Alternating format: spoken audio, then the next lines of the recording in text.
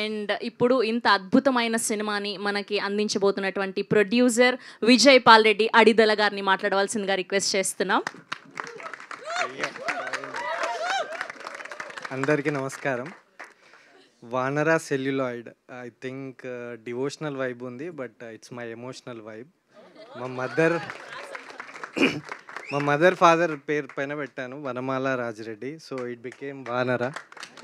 And నేను మారుతి గారితో collaborate అయ్యాను. That also same Vaanara Maruthi sync అయింది.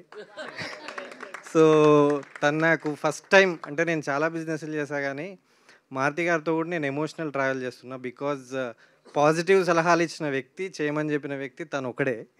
చాలా బిజినెస్లు నా ఓన్గా వేసుకున్నా కానీ ఇది మాత్రం తను నాకు పాజిటివ్ మోటివేటర్ లాగా తయారయ్యాడు. So I'm very thankful to him and I will show my gratitude always. And next Barbarik, అందులో కూడా ఎమోషన్ ఉంది. నేను ఇంత పెద్ద సినిమా చేస్తా అనుకోలేదు. ఐ థింక్ ఈ ప్రాసెస్ మొత్తానికి దైవ నిర్ణయం అనుకుంటా, అందుకే ఇలా వచ్చింది.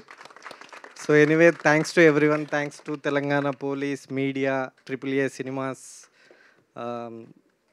యాంకర్ గారు, శ్రవంతి గారు, సాయి, ఇంకా యూవి మీడియా.